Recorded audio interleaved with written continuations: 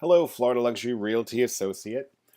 This video is on back office training, another one in the series, and we're going to talk about how you upload a contract to the back office. So once you log in, you go to My Deals. You come over here to My Contracts on the right, click on that. Now, if you have a listing that's going under contract, right here under My Listing, you're going to select the listing to upload the contract on.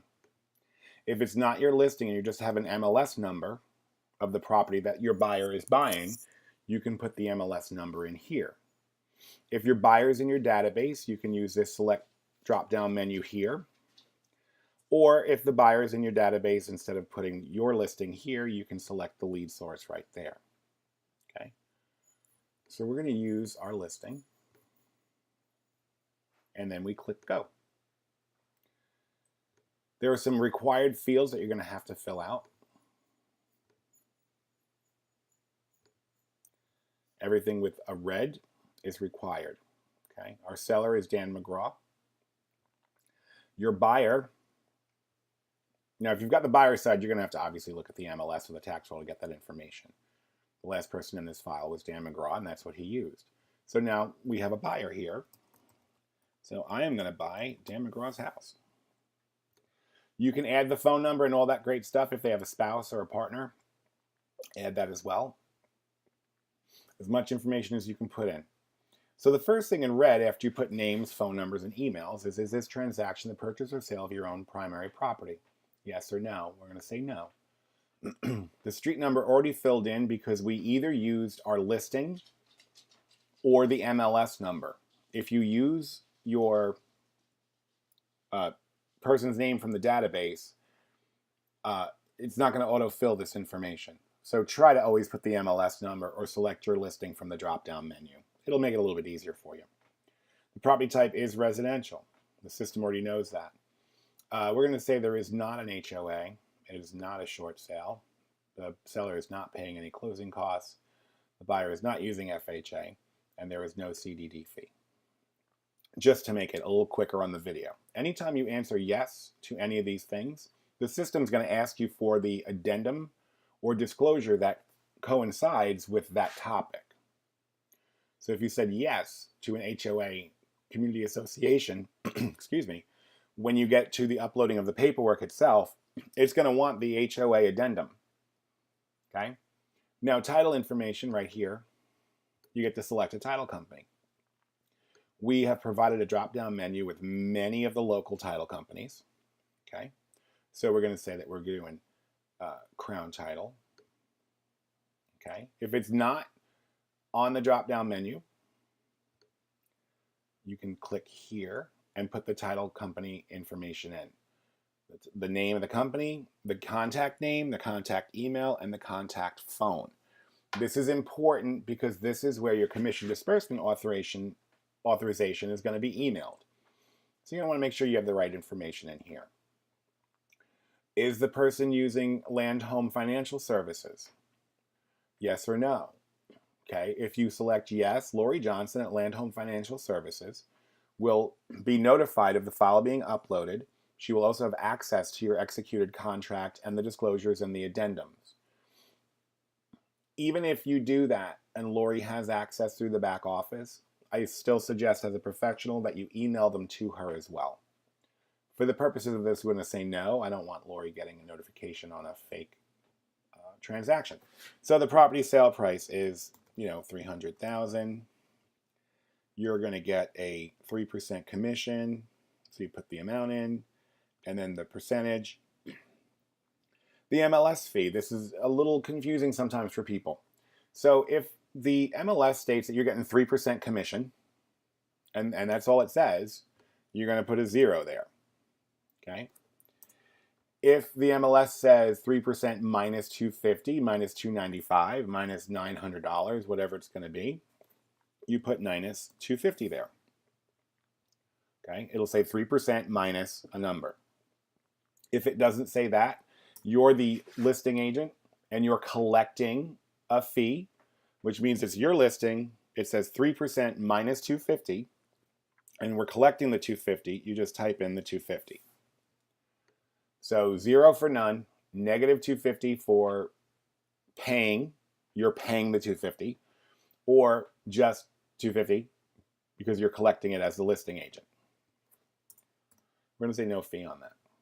And that's from the MLS. This has nothing to do with your listing agreement or any of that stuff. It's not what the seller is paying. This is what's in the MLS under the commission. So it'll be 3% minus whatever, or just 3%. It's not going to ask for anything. Which side are you servicing? We're going to say we're doing the buyer. The $250 administrative fee, who is that paid by?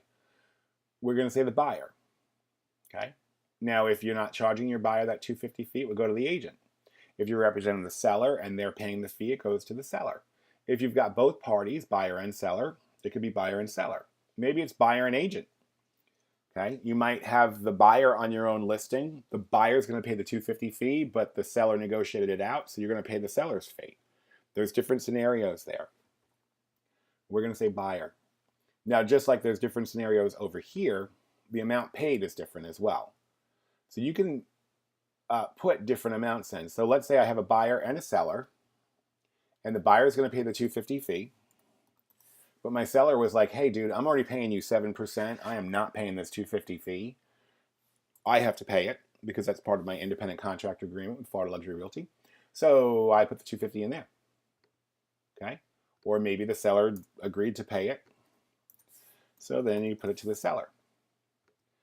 In this scenario, we have a buyer, and the buyer is willing to pay the $250 administrative fee. Now that fee goes for document storage. As you know, for 5 years, we have to hold all the documents electronically. There's a cost to that. There's also administration fees for commission disbursements and things like that. And most buyers will have no problem paying that because that's really the only commission they're paying on the transaction. Is there a bonus in the MLS? Enter the amount. What is your lead source, either office or other? Now, if you get an office lead, it'll come through your database automatically, your back office CRM. And when you get to this point on the property or the contact, generally the office is already checked off. Okay. Are you sharing the commission, this commission with an FLR agent? So did you co-list a property and you're going to split it? Are you a buyer's agent on someone's team and you're splitting? Like what is the scenario?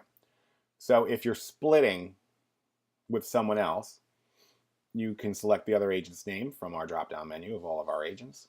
And what is the split? Okay. Or is it a referral payout? Are you paying a referral from your commission to someone else? Yes or no? Okay. If you select yes, are they a Florida Luxury referral agent? Are they Are they a regular agent or from the referral office? Are they a referral agent, or are they an agent with another brokerage? Who they are, what's the referral rate, percentage or flat fee, because it could be either way. You might be paying them a 25% referral or a 20% referral, or maybe it's just $2,000 or $1,500, whatever it's going to be.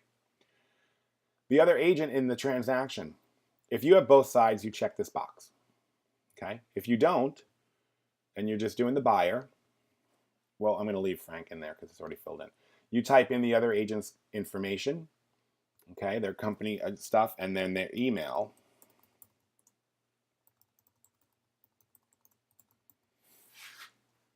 Once you have that information, the next box is things we should know before the closing. You can make notes here in the broker file, which will be saved, and they'll be visible to the administrative staff who's doing the commission disbursements or who's maybe dealing with the uploading of the paperwork and checking for compliance and signatures and all that stuff. So it's a great way to make a note to the other people in the office so they know what's going on with your file without having to actually have a conversation or call them. And then it's in writing. So once you have all that information filled out, you click submit. You come to this screen here and we're going to upload docs. Now, I'm not going to go crazy with this. I'm just going to show you one, and then, we're done. So the first thing it asks for is the contract. Seller's property disclosure, broker disclosure to buyer, the escrow deposit check and receipt, and then the tax records from the time of the executed contract. These are all the things that your file must have. Okay? Over time, you're going to have emails and things.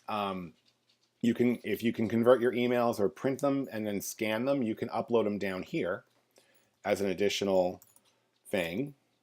and add the file there. Let's say they do an elevation certificate, you can add that.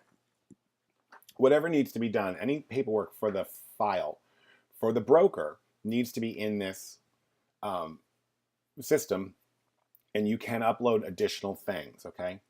Maybe you've got text messages or emails that you think could come into play down the road. Print them out, scan them, and upload them, okay? So right now we're going to check off the contract. Now, let's say I have a PDF that has a contract that's signed, a seller's disclosure that's signed, and let's say it was built before 1978 and the lead-based paint. You can check off multiple items to upload the PDF, okay? So you select what's in the PDF, click Add Files. You're going to select that from wherever on your computer that you have the files. But you're not going to see it because it's off screen, but let's just pick a thing here and upload it. Now you can see I've uploaded the PDF here. It was off screen in my file, but there it is. Once you have it, there it's showing the disclosure. This is the seller's disclosure for that property. I'm just using that as an example. And you click the big green upload button. There it is. Now you can either view the uploaded file, you can upload more documents, you can view all the documents in your file, or you can go to the contract detail. So you have options here. If you go to view all docs, here's a list of what's in the file. You can view it, you can change it, you can delete it. Once it's uploaded to the back office, you've now completed your requirement to provide the broker with the documentation for your transaction. That's it for uploading your contracts to the back office. Hope you have a great day, and we'll see you soon.